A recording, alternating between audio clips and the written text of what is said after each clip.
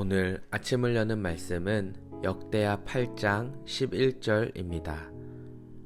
솔로몬이 바로의 딸을 데리고 다윗 성에서부터 그를 위하여 건축한 왕궁에 이르러 이르되 내 아내가 이스라엘 왕 다윗의 왕궁에 살지 못하리니 이는 여호와의 궤가 이른 곳은 다 거룩함이니라 하였더라.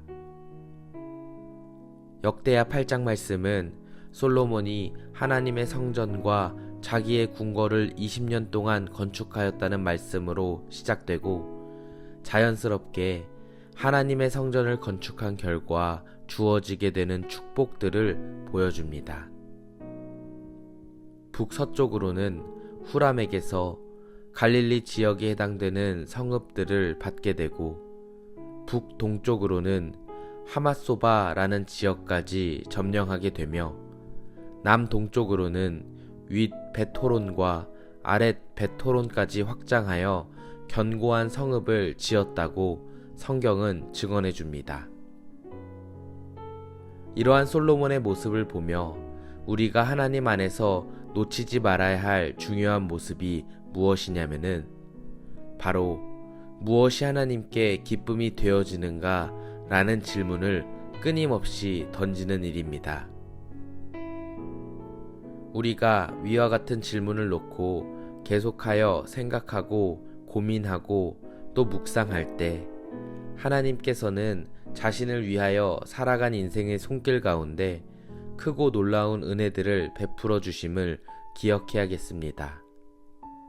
비록 세상의 눈으로 볼 때는 믿음대로 사는 것이 조금은 미련하고 손해보는 것처럼 보일지라도 만일 하나님 보시기에 그 모습이 복되다면 하나님께서는 우리들의 인생을 기뻐 받으시고 믿음의 분량만큼 더해 주시는 분임을 믿으시기 바랍니다. 그런 맥락에서 본문은 이스라엘이 솔로몬 시기에 얼마나 형통하게 되었는지 상세히 설명해 주고 있습니다. 그런데 11절 말씀을 보시면은 솔로몬이 남서쪽에 위치하였던 막강한 이집트를 향하여서는 정략 결혼이라는 정치적 선택을 하였다는 것을 볼 수가 있습니다.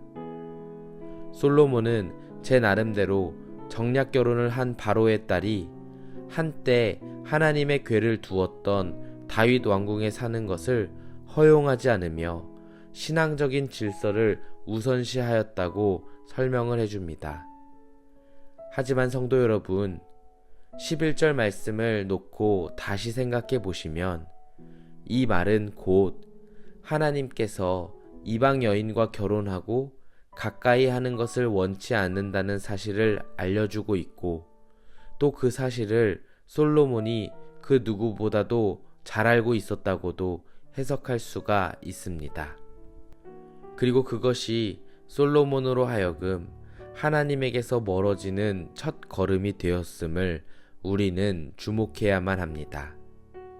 당장 이방 여인과 결혼한 죄는 솔로몬의 삶에 아무런 변화를 주지 않았지만 그의 인생을 마무리할 때는 그 죄가 눈덩이처럼 커져 하나님에게서부터 멀어지게 되었음을 이미 열왕기를 통해 우리는 묵상하였습니다. 이를 통하여 우리가 기억해야 할 중요한 영적 교훈이 무엇이겠습니까? 바로 죄를 지을 수 있는 여지조차도 남겨놓으면 안 된다는 사실입니다. 작은 불이 큰 불로 번지듯 작은 죄와 적당한 현실 속에서의 타협은 결국에 나로 하여금 하나님 앞에서 범죄하도록 만든다는 것입니다. 사랑하는 성도 여러분, 예수님의 십자가 은혜의 공로는 내가 죄의 길로 향하는 것에서부터 보호해주는 것에 목적이 있지 않고 나로 하여금 죄에서부터 돌이켜 자유해질 수 있도록 도와주는 하나님의 선하신 손길임을 기억해야겠습니다. 그러므로 우리가 예수 그리스도를 믿고 의지한다는 명목하에 혹 죄를 우습게 보거나 가볍게 본다면은 그것은 신앙적으로 커다란 착각에 빠져 있는 것입니다. 내가 진정 구원받은 하나님 나라의 자녀라면 내 앞에 주어진 현실 속에서 더욱더 하나님의 살아계심과 하나님의 능력을 깊이 의지하시기를 바랍니다.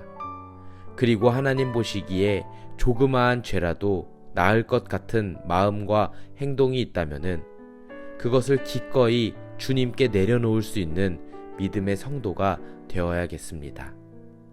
말씀을 정리하겠습니다.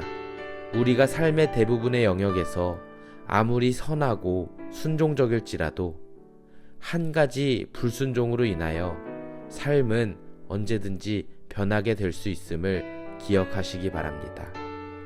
그런 맥락에서 오늘 하루를 시작하며 내 삶의 모든 영역, 특히 인간관계에서나 내면의 깊은 욕망을 충분히 돌아보고 관찰하면서 그것에 대해서 철저히 주의할 수 있어야겠습니다. 그리고 더 나아가 그것을 십자가 앞에 못 박아 버리는 저와 성도님 되시기를 바랍니다. 그때 하나님께서는 우리들의 삶의 자리 가운데 함께하여 주사 더욱더 크고 놀라운 은혜로 우리의 삶 가운데 함께해 주실 것입니다.